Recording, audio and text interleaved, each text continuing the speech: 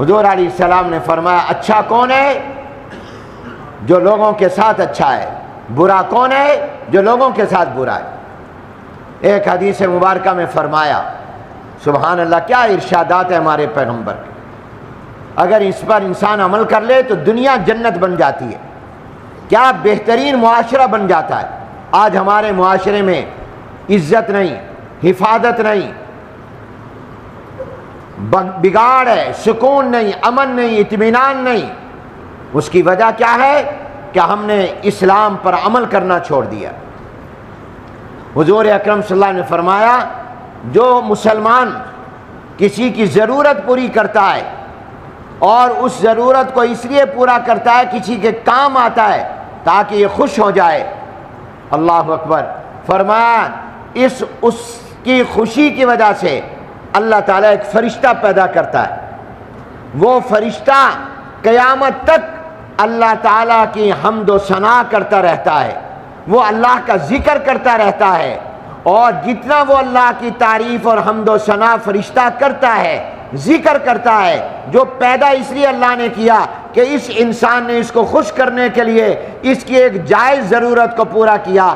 فرمایا اس خوشی کی وجہ سے اللہ نے ایک فرشتہ پیدا کیا کہ اس نے اس کو خوش کیا تھا جائز کاموں میں، تو فرمایا اللہ نے ایک فرشتہ جو پیدا کیا جو دعائیں کر رہا ہے، ذکر کر رہا ہے، اللہ کی حمد و ثنا کر رہا ہے اور قیامت تک کرتا رہے گا، اس کا ثواب اس خوش کرنے والے کو ملتا رہے گا، اس کے نامہ اعمال میں جمع ہوتا رہے گا۔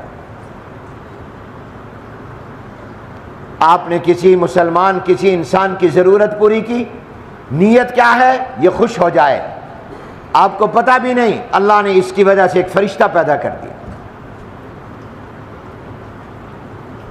اور ایک حدیث میں فرمایا جو مسلمان کسی مسلمان کے کام آتا ہے اور اس کو خوش کرتا ہے، اللہ تبارک و تعالی اس خوش کرنے اور ضرورت پوری کرنے والے کے لیے اس کے لیے 73 مغفرتیں لکھ دیتے ہیں، 73 بخششیں لکھ دیتے ہیں، جس میں سے ایک کی وجہ سے اس کو اللہ تعالیٰ جنت دے دے گا، اور باقی 72 درجے جو مغفرت کے ہوں گے اس کی وجہ سے اللہ اس کے جنت میں درجات بلند کر دے گا۔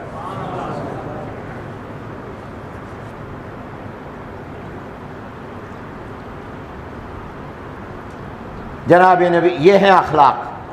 حضور اکرم صلی اللہ علیہ وسلم نے فرمایا تم آج دنیا میں لوگوں کی ضرورتیں پوری کرو، کل قیامت کے دن اللہ تمہاری ضرورتیں پوری کرے گا۔ ایک حدیث میں فرمایا گیا الخلق عیال اللہ فی الارض، مخلوق اللہ کی برادری ہے، اللہ کا کنبہ ہے، اللہ تعالیٰ کا خاندان ہے، حالانکہ اللہ خاندان سے پاک، اولاد سے پاک۔ صرف تشبیہ کے طور پر فرمایا یہ مخلوق، اس میں مومن کا بھی نہیں کہا، ہر مخلوق، اور انسان کا بھی نہیں کہا، بلکہ تمام جانور بھی، جتنی مخلوقات ہیں یہ تمام کی تمام اللہ تعالیٰ کا کنبہ اور برادری ہے۔ ان کے ساتھ اچھا سلوک اللہ کو خوش کرتا ہے۔ حضور علیہ السلام نے ایک حدیث میں فرمایا جو کسی انسان اور مسلمان کو خوش کرے گا اس نے مجھ محمد کو خوش کیا، اور جس نے مجھے خوش کیا اس نے اللہ کو راضی اور خوش کیا، اور جس نے اللہ کو راضی کیا اللہ تعالیٰ اسے جنت میں داخل فرما دے گا، اسے اللہ تبارک و تعالیٰ جنت میں داخل فرما دے گا۔